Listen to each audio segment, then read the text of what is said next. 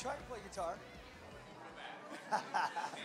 Good morning. Come on in and sit down. So stoked to be with you this morning. Yes, I have a bad cold. I'm blaming it on my grandkids at Thanksgiving. Yes, right. They're worth it most of the time. So, anyhow, come on in and grab a seat. We're about ready to get going. Just look around. This is so much fun. You see lots of red, a little bit of Christmas, some Christmas sweaters. We've got Christmas trees up here. It's almost Christmas. It's less than 20 days. It's less than 20 days away. I know, it's like, it's coming so quick. So while the worship team comes up, just before we do a little bit of worship, I have our table question again. This is so much fun. You ready? Ready to do a little discussion? Christmas related. And because it's so hard, you don't have to pick just one. What are one or two of your favorite Christmas movies? One or two of your favorite Christmas movies. Now, mine would be, listen to me. Mine would be Christmas Story. I love Christmas Story. You'll shoot your eye out, right? Which we did BB gun competition all the time. I'm surprised I still have two eyes. And my dad was totally Ralphie's dad. Totally Ralphie's dad. Only my dad's name was Ralph. So it was a little confusing. But anyhow, one or two of your favorite Christmas movies, a little time of discussion around the tables, and we'll pray and do some worship.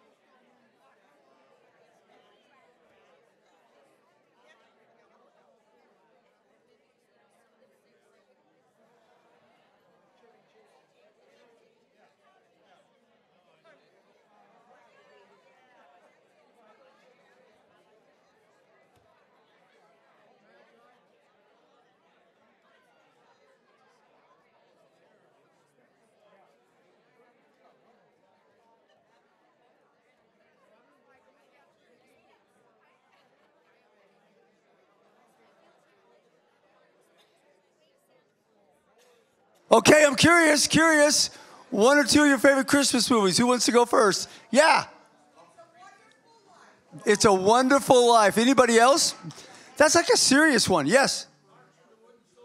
March of the Wooden Soldiers. How many have seen that movie? I don't know if I've seen it. Yeah, Dell. White Christmas, Bing Crosby. What is it? Prancer and Charlie Brown, of course, right? Charlie Brown reading the Christmas story. You have to see that every year. Yeah. It's called The Nativity, and it's a wonderful depiction of The Nativity. Okay, all right. Okay, well, what? Polar Express. We were just talking up front, and one of these guys, I won't tell you who, their favorite movie is Christmas Vacation. And my favorite part of that movie is when the cat chews through the cord, right? That's what cats are good for. So let's pray, and then somehow we'll switch to worship. Father, we just thank you for the chance to be together this morning, and it's so much fun to think about celebrating the birth of your son. I pray, Father, right now we just turn our hearts to you and lift our hands, our hearts, our words up to you. We want to worship you. In the name of Jesus, we pray. Amen. Amen. I'm surprised at all you. Michael and I just said, wow, these people are way holier than I was seeing, the Nativity and all these other ones. And then all of you cheered for Christmas Vacation. And I thought, all right, I am still among friends. Man. Well, why don't we all get to our feet? We're going to spend some time singing. I had the opportunity to do, anyone who wants to get their feet, and I realize, you guys do you. But I got to do a memorial service this last weekend, and I'm still at the stage of life where I do way more weddings than I do funerals, and I'm told at some point in time that switches, but I haven't quite hit that place yet. But what was remarkable about this memorial, I think the first two I've done, thankfully both people were believers, but they came to Christ later in life. I mean, it was kind of more of a a radical change towards the end. This was the first one that I had done a memorial service for someone who had walked faithfully with the Lord their entire life. And the room was filled with people who this woman had affected, led to the Lord. Like at one point they asked, how many of you were, someone presented the gospel by Barbie, and hands just went up all over the room. And it got me thinking as I watched that, man, that's such a great legacy to leave behind. A life that truly impacted so many people. And it got me thinking that just that Psalm 23, which I know I've read numerous times to you guys in here because I can't seem to get out of it, but just to watch somebody who has faithfully walked with their shepherd from the very beginning to the very end. And that's just the kind of testimony that I hope to have one day. And I know it's a testimony that many of you have. So as we're going to sing, this morning we're just singing about the trustworthiness of God. This morning we're just singing about the faithfulness of God. He is consistent to walk faithfully beside us. Unfortunately, we're not always that faithful to walk beside him, but we can all strive for that every day. Amen? Amen. All right, why don't you sing this with me? Oh, you make it easy to love you. You are good and you are kind. You bring joy into my life. You make it easy to trust you. 'Cause you have never left my side. You've been faithful every time. And all I want is you, Jesus. All I want is you. We make this our prayer. You are the refuge I run to. You are the fire that leads me through the night. I follow you anywhere. There's a million reasons to trust you. Nothing to fear, for you are by my side. I follow you anywhere. Oh Jesus, you came to my rescue. Took my place upon that cross. You redeemed all I had lost. Now my whole world's revolving around you. You're the center of my life. You're the treasure, you're the prize. And all I want is you, Jesus.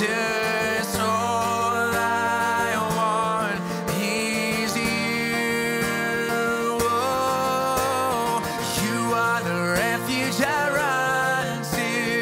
You are the fire that leads me through the night.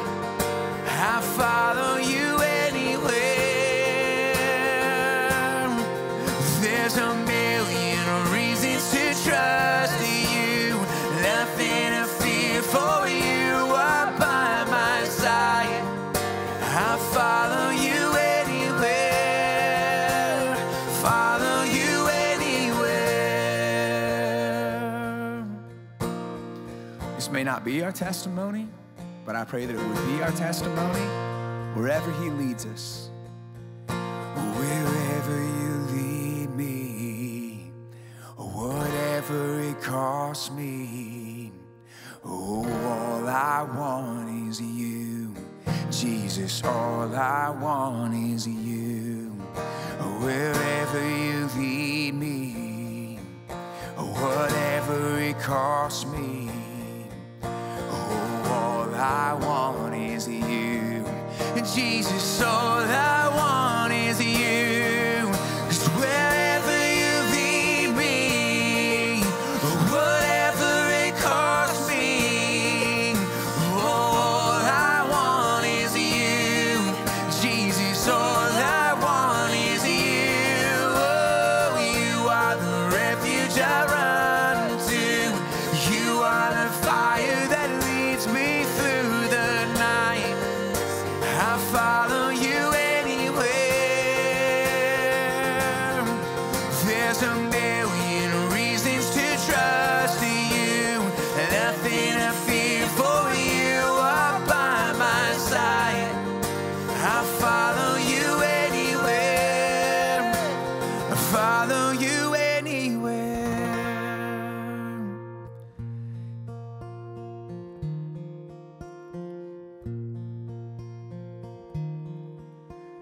Great is thy faithfulness, O God, my Father. There is no shadow of turning with thee. Thou changest not, thy compassions, they fail not. As thou hast been, thou forever will be.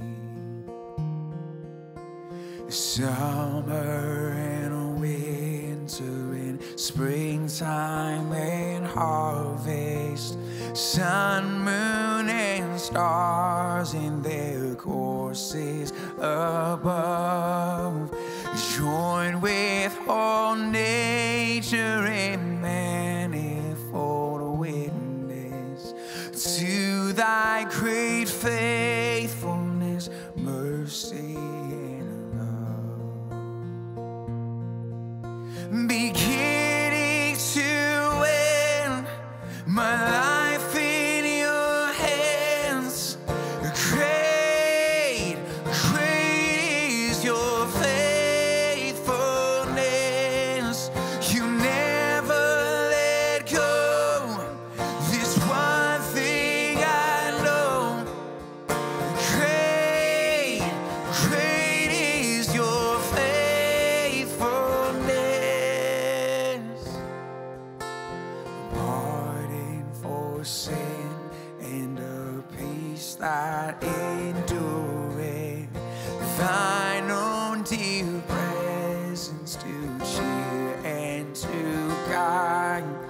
Strength for today and bright hope for tomorrow. Blessings are mine with 10,000 beside.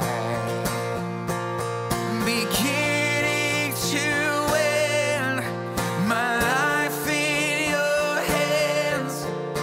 Great, great is your faithfulness. You never let go. This one thing I know. Great, great is your faithfulness.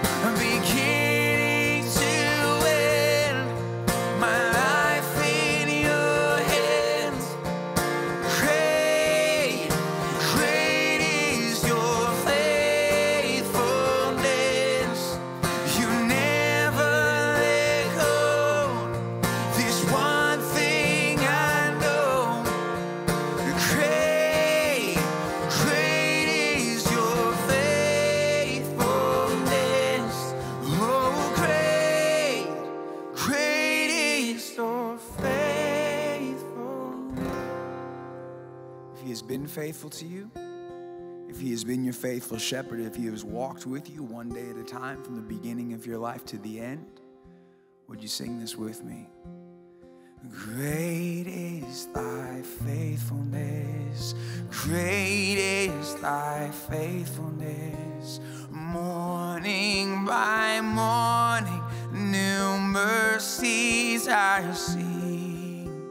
All I have needed, thy hand hath provided. Great is, come on, I don't have a voice. You have to sing it one more time. Great is thy faithfulness. And great is thy faithfulness. Great is thy faithfulness. Morning by morning, new mercies I see. All I have needed, thy hand. Great is thy faithfulness, Lord, unto me.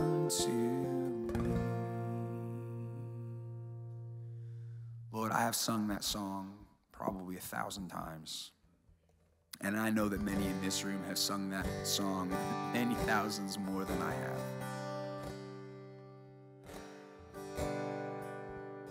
But as I just stop and reflect on how good and how faithful you have been, I'm not sure that I'll ever grow tired of singing those words. Because who else can testify to having a good shepherd that has walked with them from the beginning?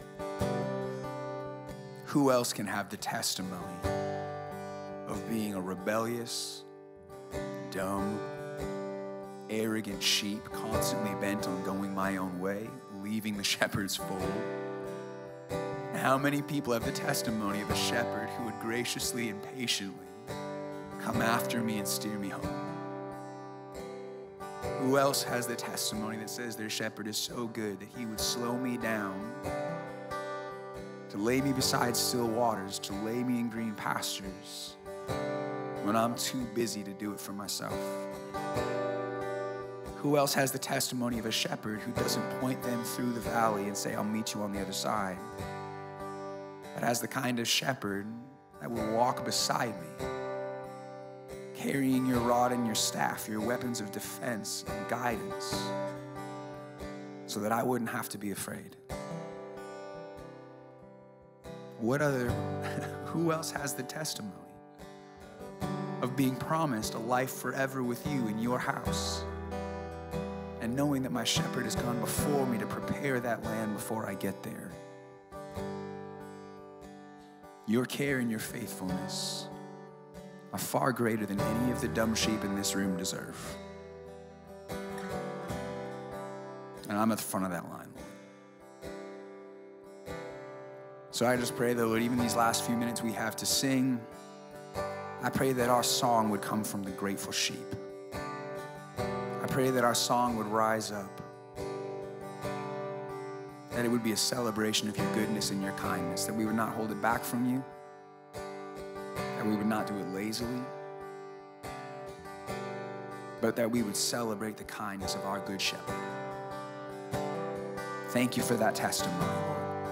We don't deserve that testimony, and yet you've graciously given it to us. In Jesus' name.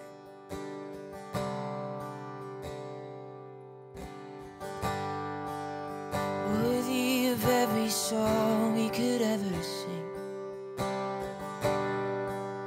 worthy of all the praise we could ever bring, worthy of every breath we could ever breathe. We live for you.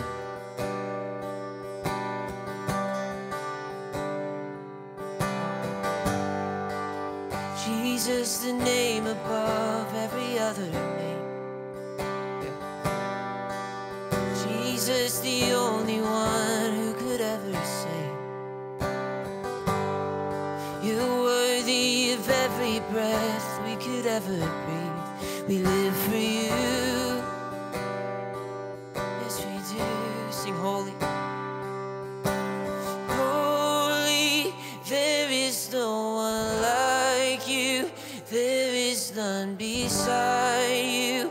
Open up my eyes in wonder and show me who you are, and fill me with your heart and lead me in your love to those around me. Oh, he's worthy, worthy, worthy of every song we could ever sing, worthy of all the praise we could ever bring.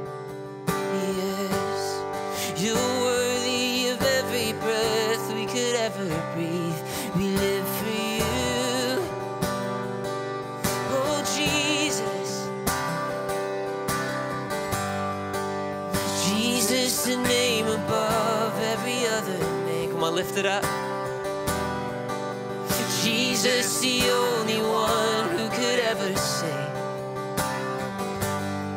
You're worthy of every breath we could ever breathe. We live for you.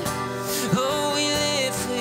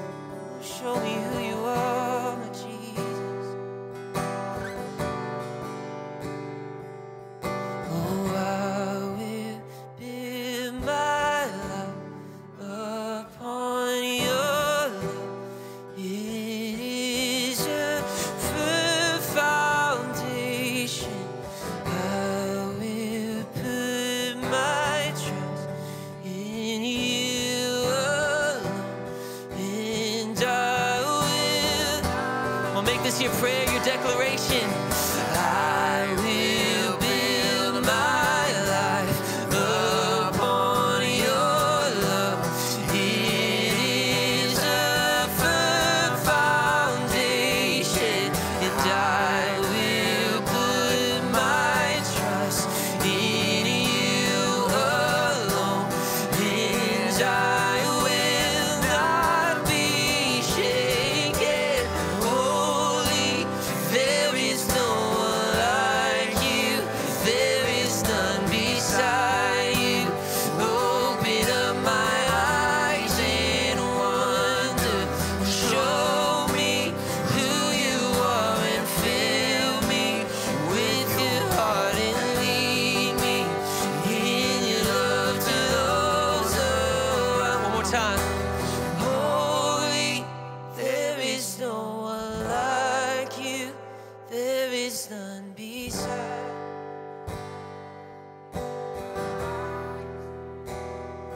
Oh, and show me who you are and fill me with your heart and lead me.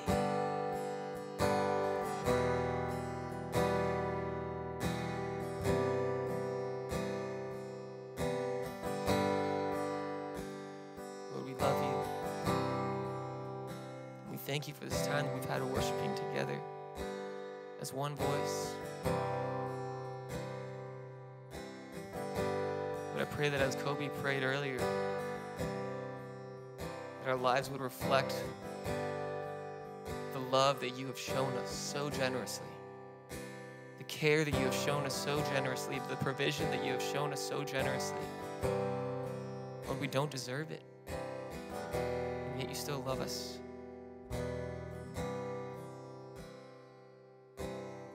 It's in your awesome and holy name we pray. Amen. Y'all can have a seat.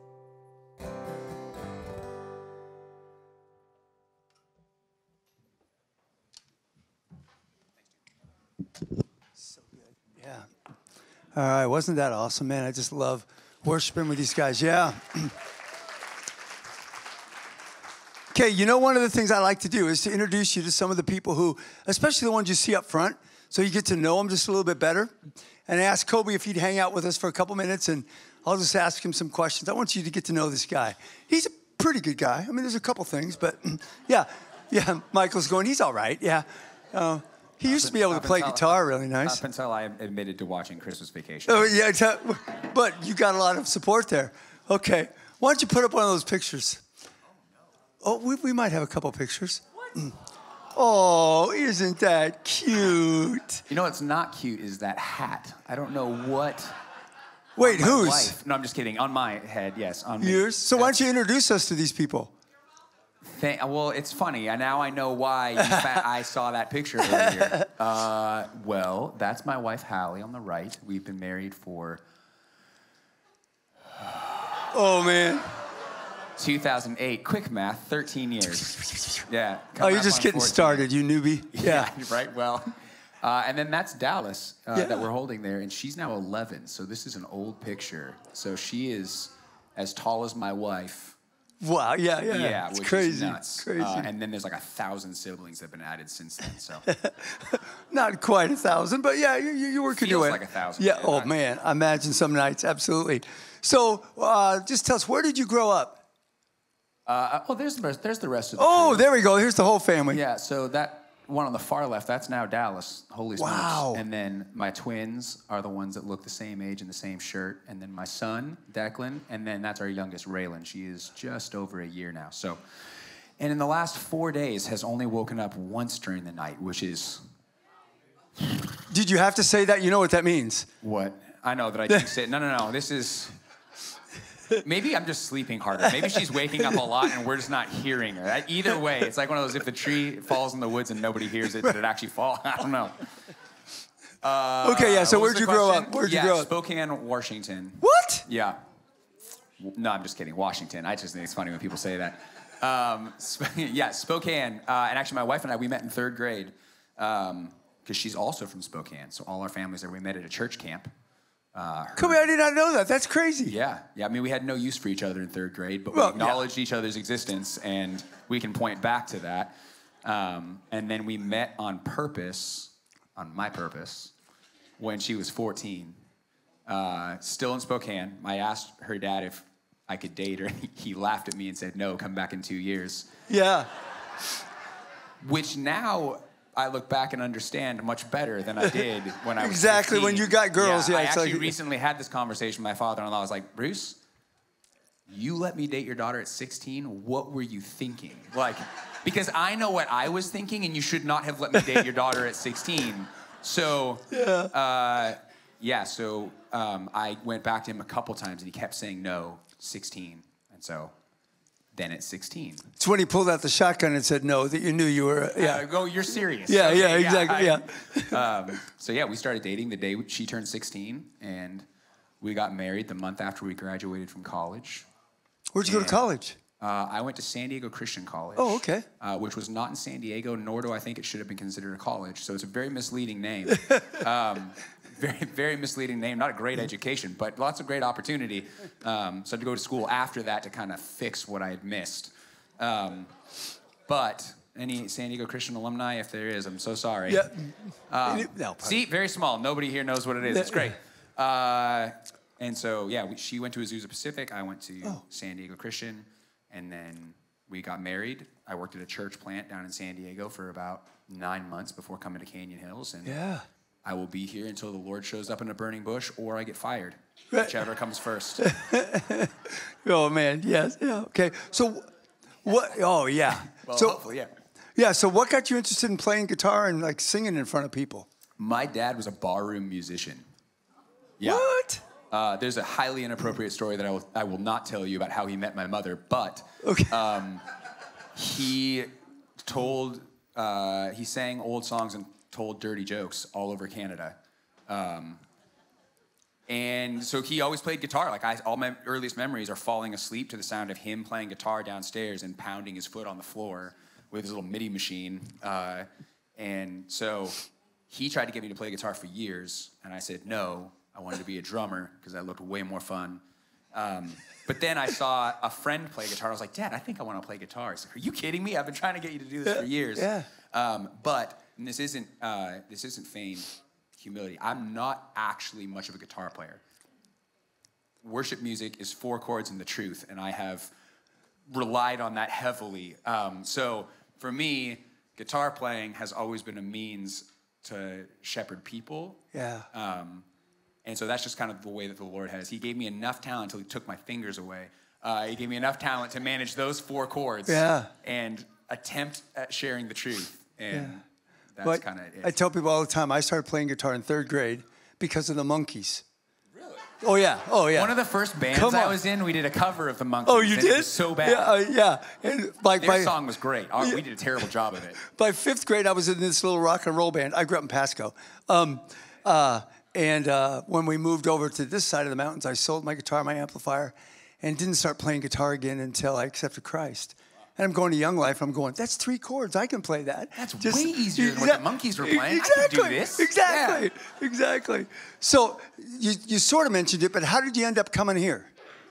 The Lord in his providence, I went to a terrible school, but that school happened to be attached to a church called Shadow Mountain Community Church, which is David Jeremiah's church. And so, like I said, it was not a good school, but it provided a lot of opportunities. One of those opportunities was I started leading worship at Shadow Mountain for their Saturday night adult services. And it just so happened when they were looking to hire someone here that Jim Sewell, the executive pastor at the time, had also attended Shadow Mountain when he lived in California. So it had nothing to do with my degree, had nothing to do with the school. It had everything to do with Jim Sewell going, I used to go to church there. This guy can't be terrible. Cool. And that was the first point of contact. And then, a couple months later, here we sit. Yeah. One of the best decisions we ever made here, Kobe. I really, seriously, I love having you here. You can clap for that. So, real quick, how did you end up coming to Christ? So, in spite of my dad being a barroom musician, he came to the Lord when I was like 3. My mom had always been a believer, and I shouldn't say always. She grew up Adventist. she became a believer somewhere in there.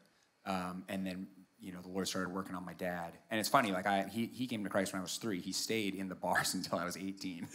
So it wasn't like there was this quick transformation of leave. But he always said, like, it was interesting listening to him because especially growing up in the Adventist church, that raised a lot of eyebrows. Oh, mercy. That my dad would be doing what my dad was doing, right? But he always said, he's like, you know what?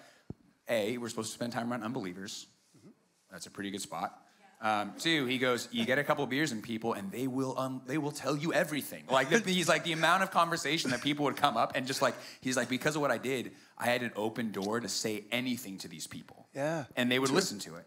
And so he did that. So in all of that, like in spite of kind of what his profession was, I grew up going to the Adventist church. The Adventist church, you know, there's a whole range of beliefs about what that is, but that's where I met Jesus. Like I still remember in the Sunday school class, you know, coming to Jesus. And then we went from Adventist church to Calvary Chapel, which was about the biggest pendulum swing. That's a...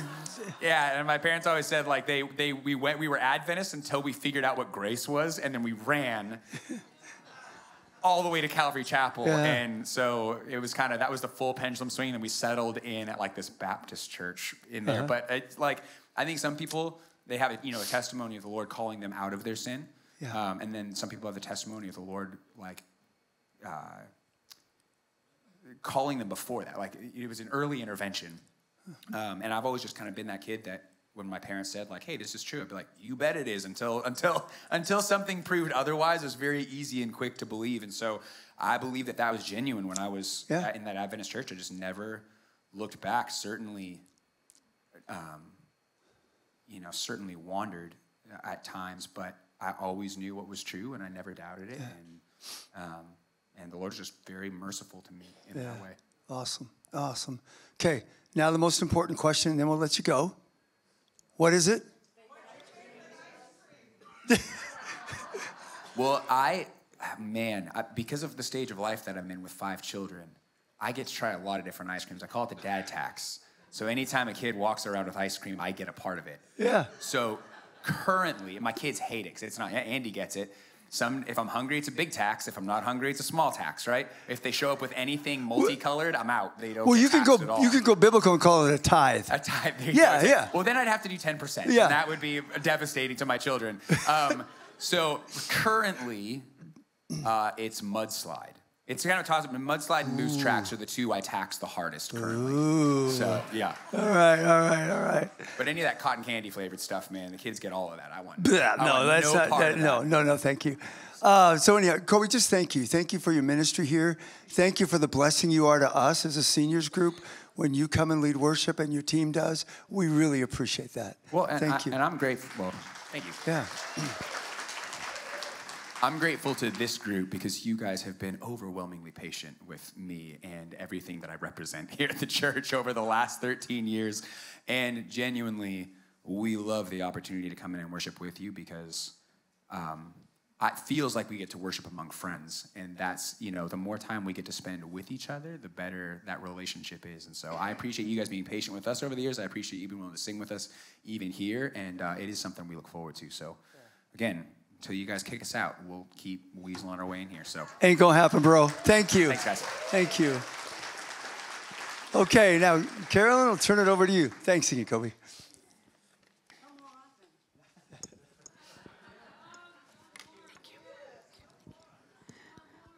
Thanks, Kobe. We're always glad to have you here.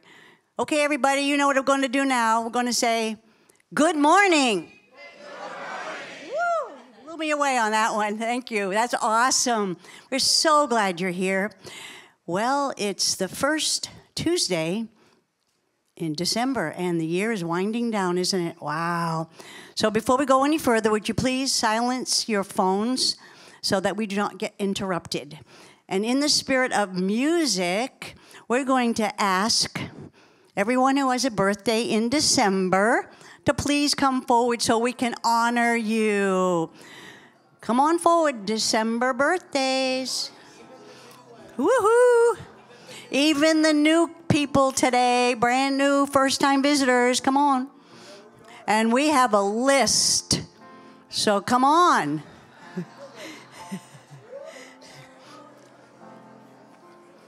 Here we go. Look at all these faces. Wow, they're all, no, there's one woman. Whew, saved us for that. Are you ready? Happy birthday.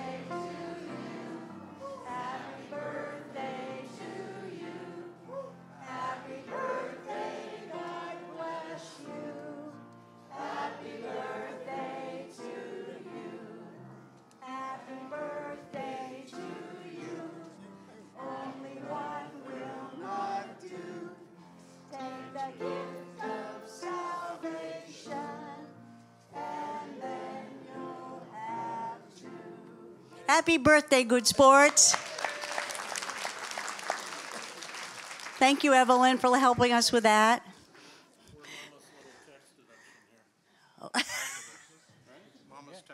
Mama's text. For the new people here, we have a little bit of a different lyrics to that. And as you attend every month, you'll find out that it's really something special. So thank you, birthday people. Let's see. Have something I'd like to say today. Today is December 7. Today is Pearl Harbor Day, just in case any of you might have forgotten. Today is 80 years ago, Pearl Harbor Day, since it happened in 1941. And what was it called? The day that would go down in infamy? Yeah. So hopefully you get some way to reminisce that and maybe watching a movie or something. Are there any men here besides your father, Anita's father, Jack, who was in World War II? Anybody in that era still here? Anybody? No, okay. Well, let's kind of remember that. And if you know anyone who's a vet during that time, honor them in some way today, okay? Announcements. Lynn has one she'd like to come up and say.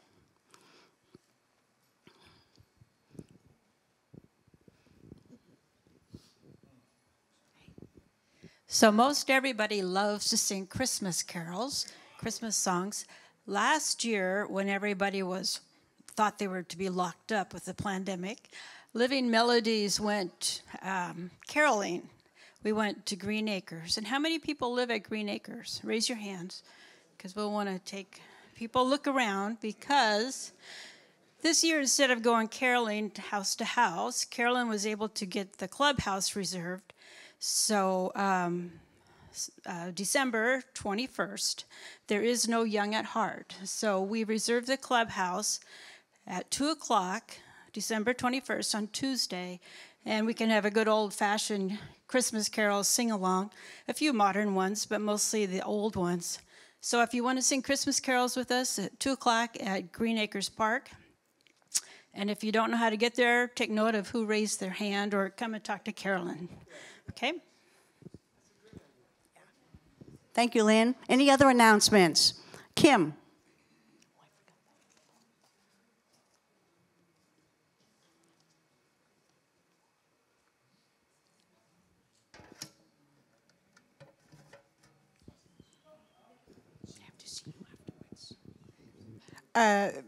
Good morning.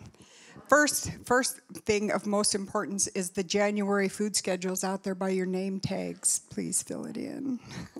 Also, somebody left this plate last week.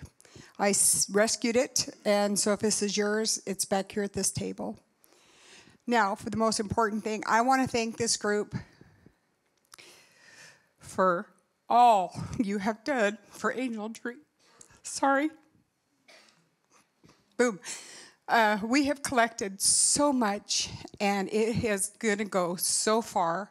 And we just want to thank every single one of you for everything you have provided for the Angel Tree. And we couldn't have asked for a better group of people.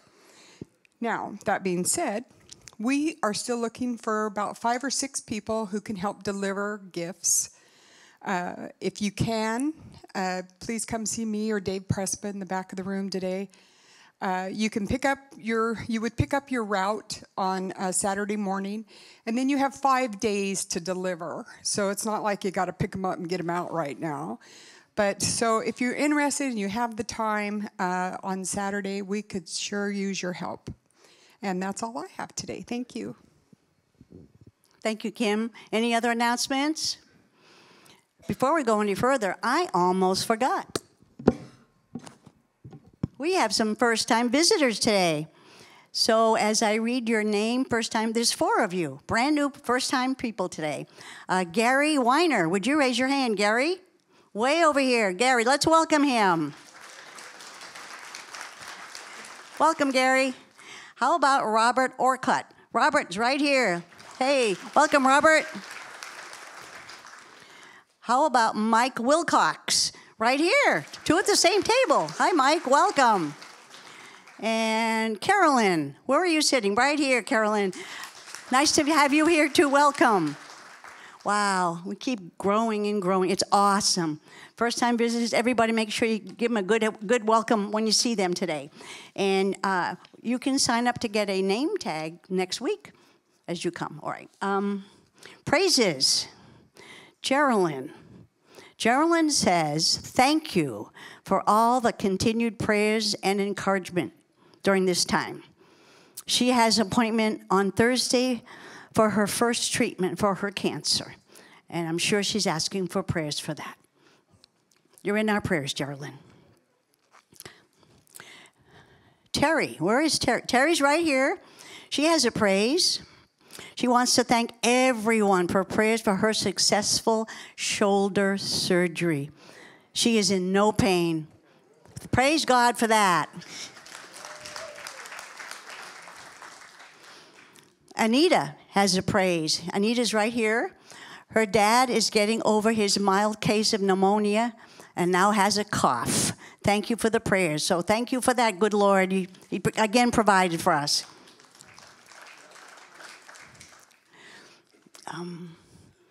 Most of you know Dwayne and Nola Brady, and they are not here today because they have both been tested positive for COVID. And they're isolating for 10 days. So we saw them, was it last Wednesday? Yeah.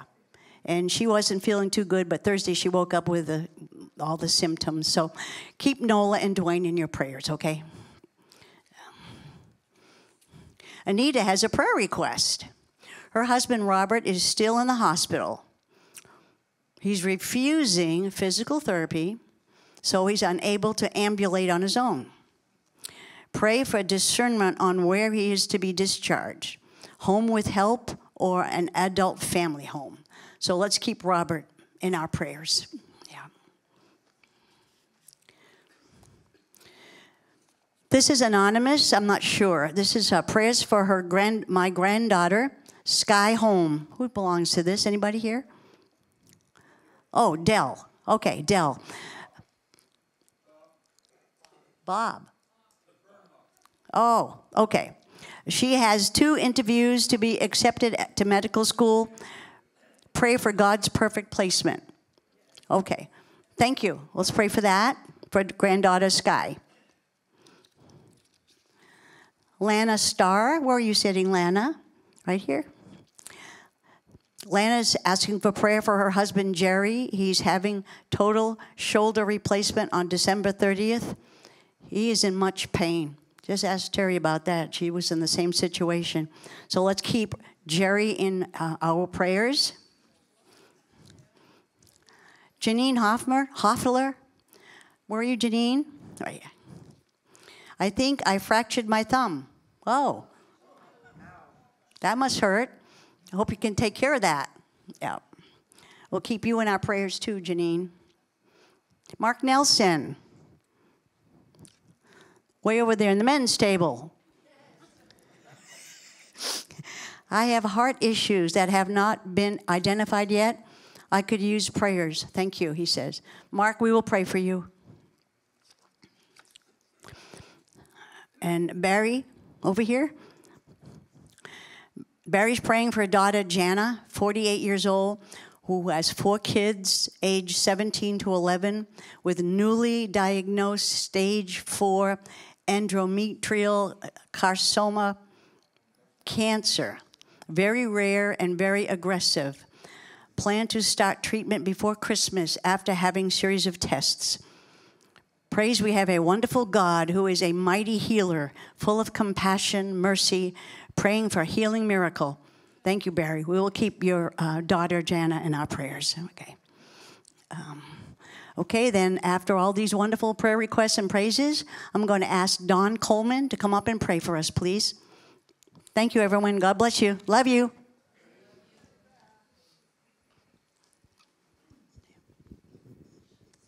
Well, I came to the Lord at a young age.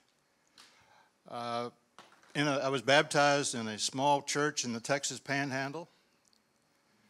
My family was Christian. Something happened about the time I was 18, and I started walking away. Throughout Vietnam, throughout college, he walked away, but great was our Father. Great is his faithfulness. I'm reminded of the story I like to tell about my kids. At an early age, I started them mowing the yard, and I always went ahead of them and picked up the rocks because I know they're going to run over those rocks. How many times has our faithful Father gone ahead of us and picked up those rocks? Let's pray to our Heavenly Father, faithful Father. Father in heaven, we look to you. We thank you for all that you've done for us. We love you and worship you. You've heard our prayers. You've heard what we need. You know what we need.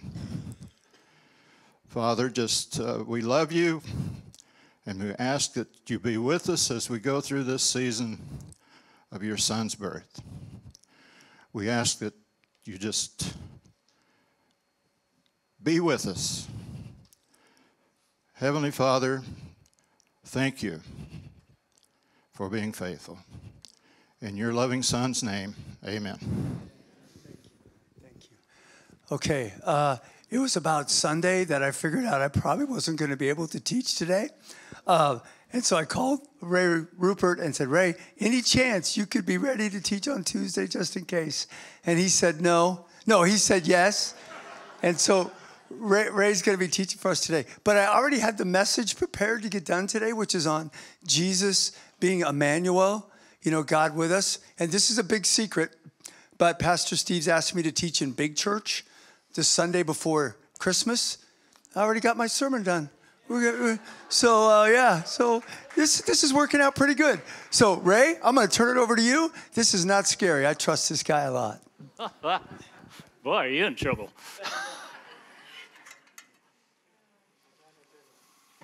Okay, how's this? Oh, good morning. I think we're going to have a Christmas quiz. But anyway, it's really good to be here to speak to this august group again. And I'm sorry, it's because you're not feeling well, not sounding well. So why don't we just pray? Father God, you are awesome. And Lord, I just pray that you would help me to present this as well as I can, and that you will be glorified. Pray for Pastor Jeff and his voice, and that you get feeling better.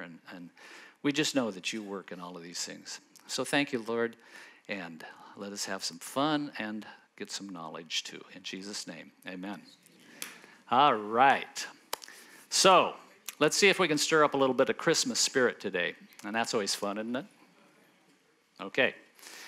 I've got a lot of stuff here, and most of this came from Creation Ministries International. If you're not aware of these guys, they do a lot of stuff about countering evolution and giving real good scientific evidence for a 6-day creation and a lot of other things like that. So they're really good about this, and they kind of did this Christmas video, and I just liked a lot of it. So first question is, who is ready for Christmas? 1, 2, 5, 6. Oh, somebody there. talked to Richard on the way in, and I said, you ready? And he says, yeah. I'm going, whoa, that's really weird. And I can't say I'm ready because I have not bought any of those gift cards for my kids and grandkids. Who else does that? Yeah, okay, there you go. These guys that are ready. Okay, next question. When was Christmas 25th established by the church to celebrate Jesus' birth? Okay, and some of you are going, church didn't do that. Yes, they did. Okay, we've got some possible dates up here. Who wants to vote for 33 BC? Oh, no takers. All right. How about AD 55? Anybody think that there's got one? Okay. How about AD 202? Oh, we got a couple there. How about AD 381? Oh, that was the only thing left. You got to raise your hand. Well, it was actually established in AD 202. That's surprising, isn't it? This is when a guy by the name of Hippolytus of Rome, he was one of the early church fathers, wrote and explained that this was an established tradition of when they believed that Christ was born. Next question. When was December 25th established as a pagan holiday? All right. How about 258 BC? It's possible, isn't it? I mean, pagans were around then. How about AD 111? How about AD 274? There's a couple takers. How about AD 1801? No, okay. It was established in AD 274.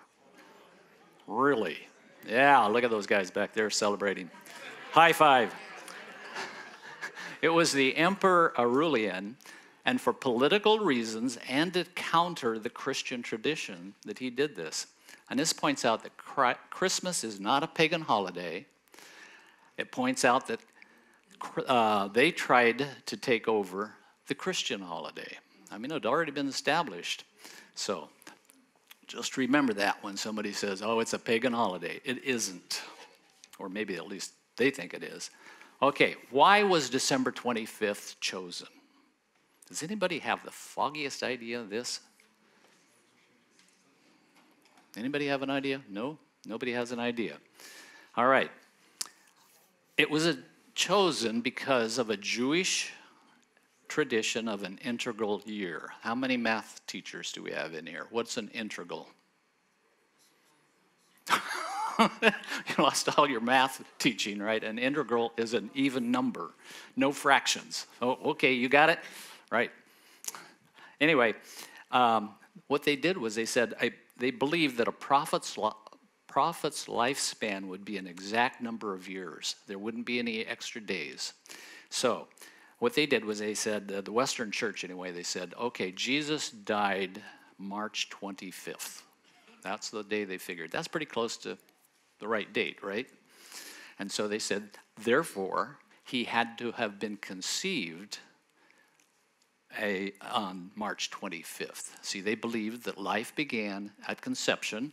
Good idea. And therefore, they just went ahead 9 months to December 25th, said that's the date. Okay.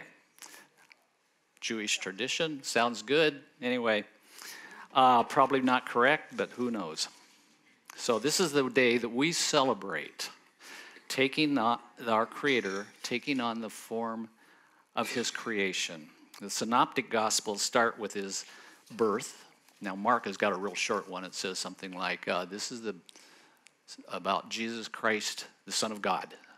Very, very short genealogy, right? But John starts with creation. And I'll come back to that after a couple more questions. So, question number 5. When and where did the Christmas tree get introduced, and is it pagan? How many of you say it's pagan?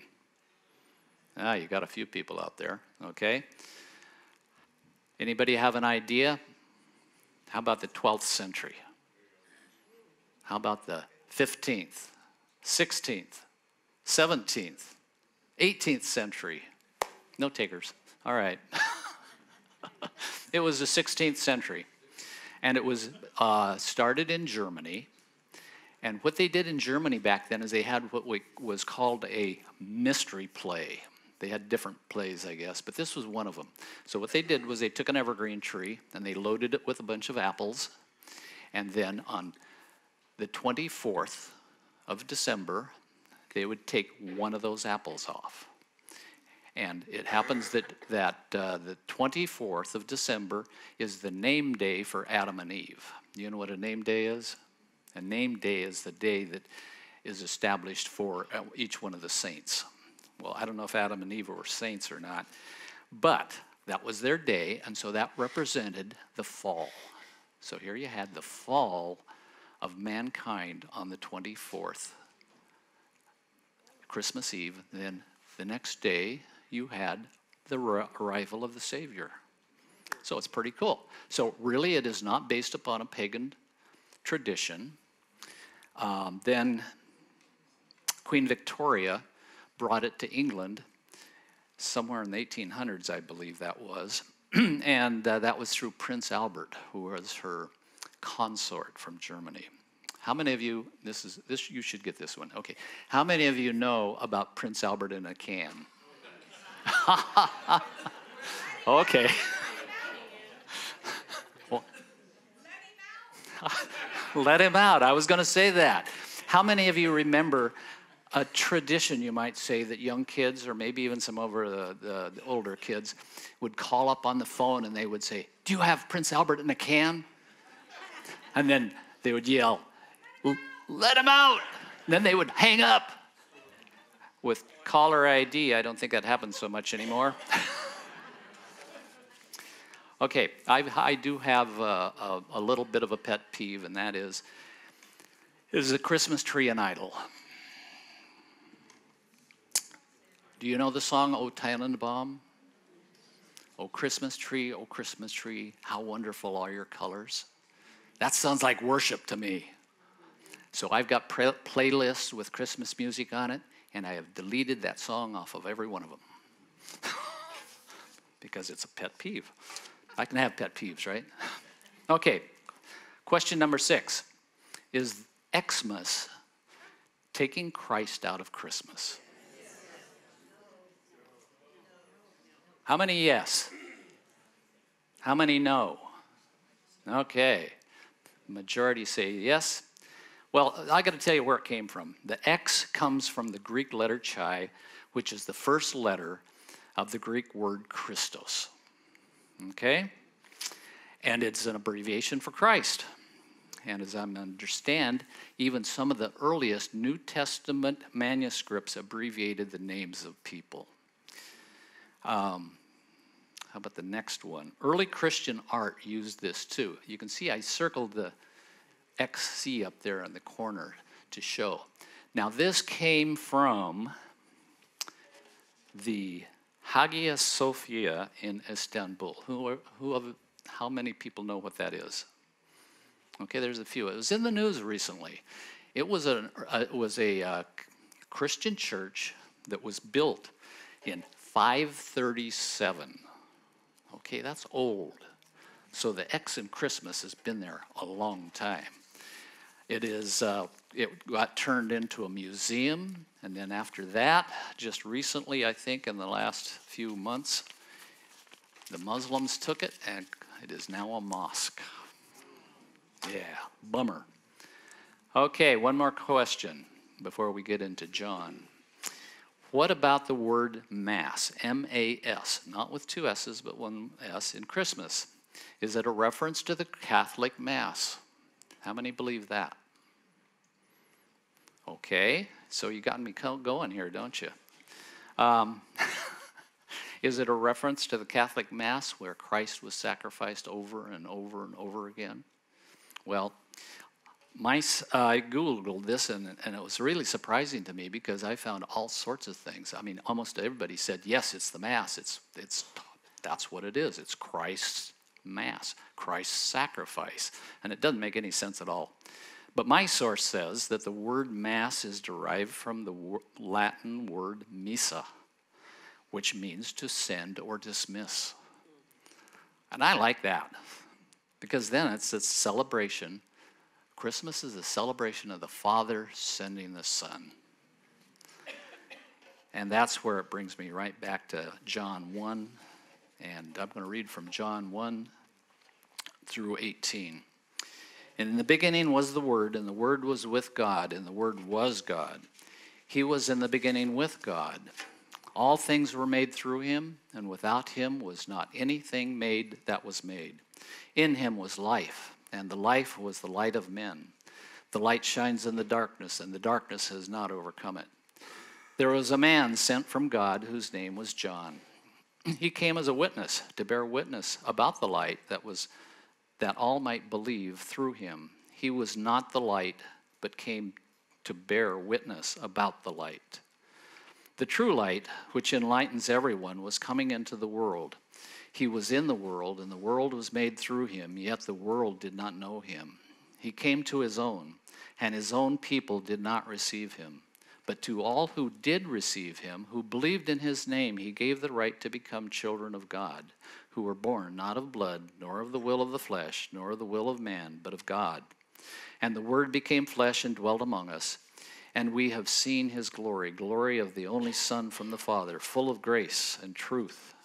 John bore witness about him and cried out, "This was he of whom I said, he who comes after me ranks before me, because he was before me."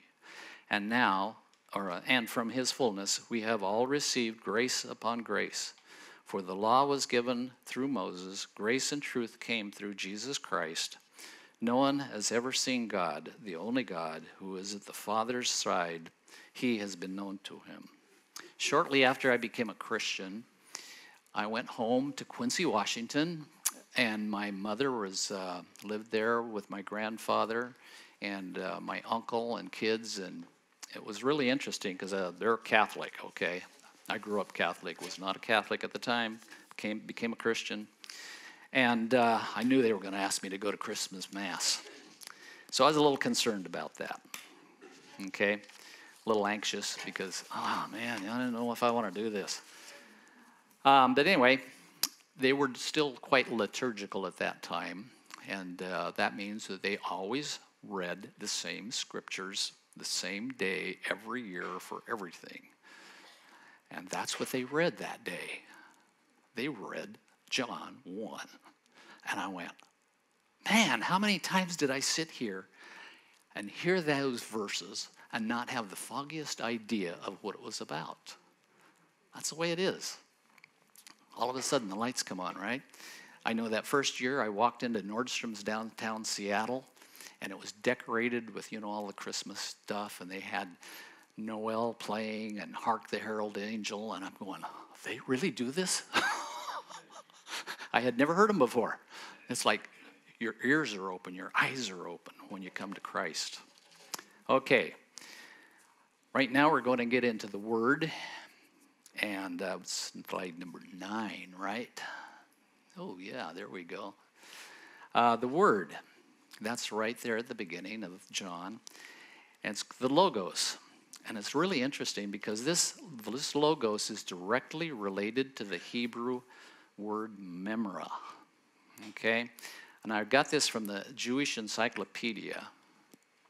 Right.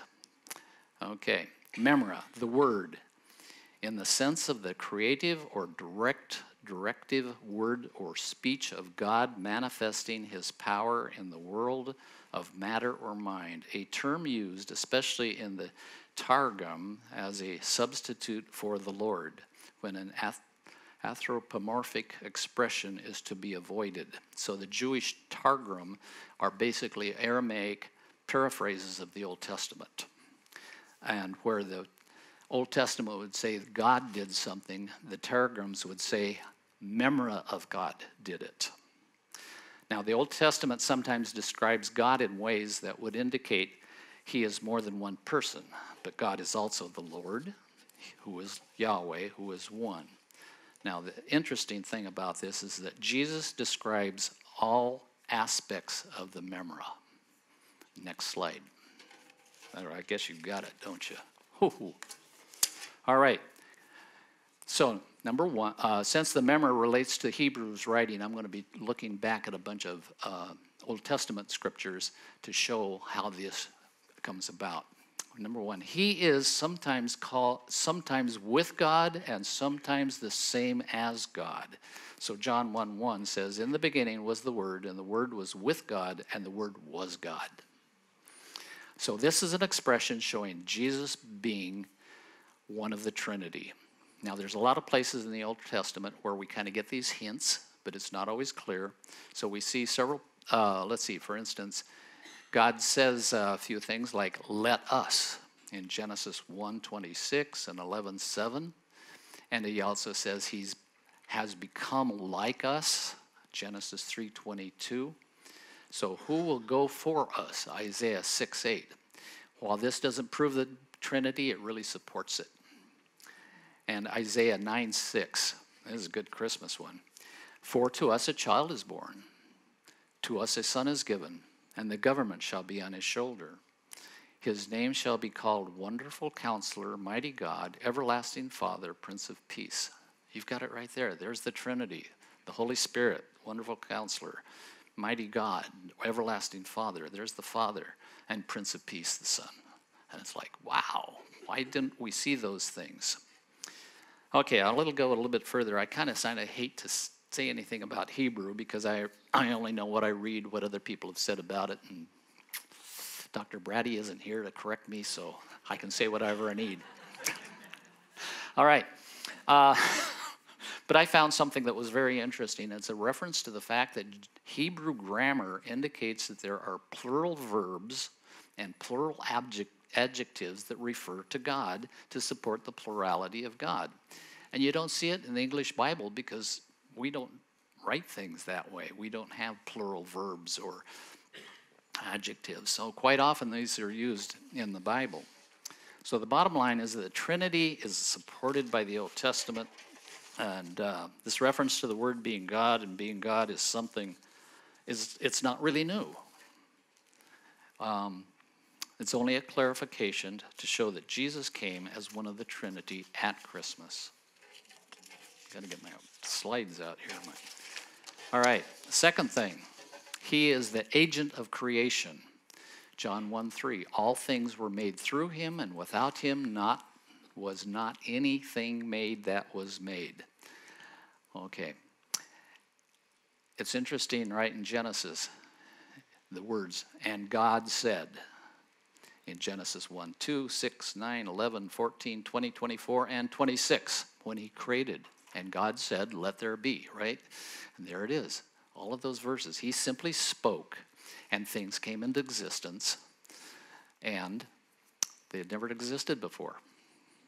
Psalm 33:6, I like this one. But the word of the Lord, by the word of the Lord, the heavens were made, and by the breath of his mouth, all their host. So there it is. He just speaks. The word creates. So at Christmas, we should see Jesus not as a baby in the manger, but the one who created the manger. He came to the earth that he created, and that's quite a mystery, isn't it? How can that creator of the universe somehow become part of the creation? You know, I've been talking to a guy yesterday about this, and it's like, can you really understand this? And he goes, well, yeah. I goes, no, no, you can't. It is beyond our imagination how God could become a man and still be God and still be a man. So we had a long discussion about that. Anyway, he didn't just become part of creation, but specifically a human being. He had to be a human being to die on the cross because God can't die. He could not be the propitiation for our sins without shedding his blood. He couldn't appease God's wrath without shedding his blood. Okay, the third thing that he is the agent of salvation. John 1:12, but to all who did receive him, who believed in his name, he gave the right to become children of God. Psalm 98, 1 and 2. Oh, sing to the Lord a new song, for he has done marvelous things. His right hand and his holy arm have worked salvation for him. The Lord has made known his salvation. He has revealed his righteousness in the sight of the nations. So Jesus came to this obscure little town in Bethlehem. But he didn't stay that way, did he? The King of Kings, or the kings came from the east, right? And there it shows the nations came. The nations came to him. He died publicly on the cross in the sight of the nations. His title, King of the Jews, was written in 3 different languages: Latin, Aramaic, and Hebrew. So there we have it. He was made known to the nations. And that's what we're doing today. At least that's what we should be doing. And right now, we have missionaries all over the world. And that's what we get to do, even in our neighborhoods, where we've got people who come to us, you might say. And we get to know and tell them about Jesus. So he's the agent of revelation, John 1:18. No one has ever seen God, the only God, who is at the Father's side. He has made him known. I like Deuteronomy 29:29. The secret things belong to the Lord our God, but the things revealed belong to us and our children forever, that we may do all the words of this law. And Psalm 78:4. We will not hide them from their children, but tell them to the coming generation. So in the Old Testament, the Messiah was not clearly defined. And that's why most of the Jews at that time, when Jesus appeared, thought the Messiah was supposed to be a king that was going to conquer. But the secrets of the Old Testament belonged to God and were not revealed until Jesus came. And Paul talks about those mysteries, the mystery of the church and how we are part of it. The Gentiles got to be part of that.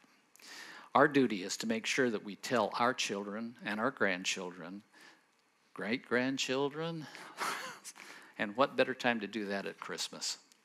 That's exactly the best time to do it. It's the time when people are curious, and we should do that. I mean, we could even get a Christmas tree and put apples on it, right?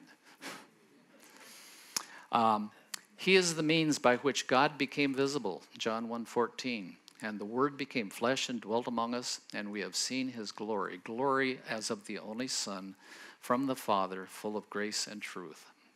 Exodus 33:20.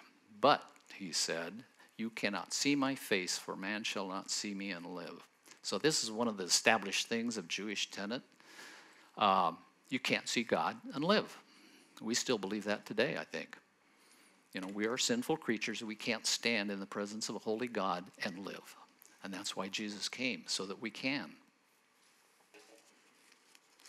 So can you imagine what went through the minds of the apostles when Jesus said to them, if you had known me, you would know my Father also. From now on, you do know him and have seen him. Philip said to him, Lord, show us the Father, and that is enough for us. Jesus said to him, have I been with you so long, and you still do not know me, Philip? Whoever has seen me has seen the Father. So while Christmas reminds us that Jesus came as a baby in a manger, everyone who saw Jesus saw God himself. Jesus is the exact representation of God, and God is invisible. So you've got Colossians 1:15, Hebrews 1:3. Finally, he is the means by which he made his covenants, John 1:17. For the law was given through Moses, grace and truth came through Jesus Christ. Exodus 21:2. And God spoke all these words, saying, I am the Lord your God, who brought you out of the land of Egypt, out of the house of slavery. So when God gave those 10 commandments, he spoke directly to the people, but all they could comprehend at that time was thunder and lightning and flashes of thunder, earthquake, and this big, huge smoking mountain. All right? Wow. They were just really overwhelmed by this. So they said to Moses, hey, you tell us what he's saying. Don't let him speak to us because we can't stand it. So it's kind of like, okay, here the word Jews from that day on were really got the idea that Moses gave them the law. But it was really came through God. God the Father. And now we have the fact that Jesus has established this new covenant with us. And that is really, really important. Now, the bad news of Christmas, oh, you didn't know there was any bad news? The bad news is that some people don't know him. John 1:10 through 11. He was in the world, and the world was made through him, yet the world did not know him. He came to his own, and his own people did not receive him. That's the bad news. There's still people out there who don't receive Christ. The good news is, but to all who did receive him, who believe in his name, he gave the right to become children of God.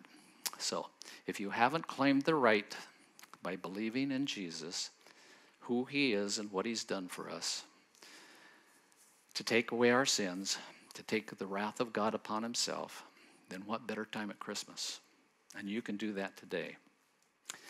So I hope today's message has been giving you some insight into Christmas. Christmas is for Christians. It's celebrated by Christians, so don't let the skeptics and the naysayers and the pagans steal it, okay? And so, Merry Christmas, everybody.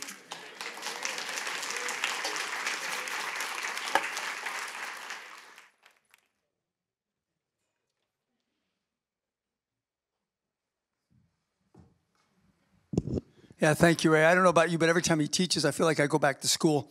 And at our Christmas party, which is next week, we might be having a Christmas quiz, but the answers will be a little bit easier than yours. Oh, my goodness. Anyhow, a couple of announcements as we get ready to go. Our Christmas party, our big Christmas party, is next Tuesday, and it'll be in the main auditorium, and we'll be singing some Christmas carols together. Can't wait for that. And we'll have a message related to Christmas, and then a yummy lunch together. And I'll be teaching next week on Christmas. I'm so excited about that message too. And we'll also have a couple gifts for you. Also, we want to encourage you to come in your favorite Christmas sweater next week. It could be a pretty sweater, an ugly sweater, or maybe you don't know which it is, so just wear it. Or it might be just plain fun. I told you, I think last week, mine will involve a shark because I like sharks. And plan on staying a little bit later than normal because we'll be having just a yummy lunch at the end.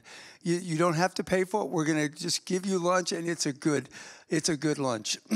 And then we'll be taking a 3-week Christmas, New Year's break. We won't meet on Tuesday until January 11th. We'll dive back into Philippians. Although, Lynn, I love the idea of going Christmas caroling. Which was it, Tuesday the 21st?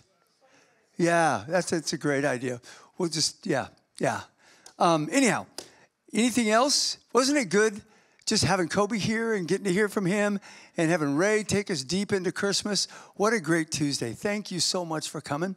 Hope to see you back next week. Bring some friends. We're going to have a great time together and lunch as well. All right? God bless you. God bless you.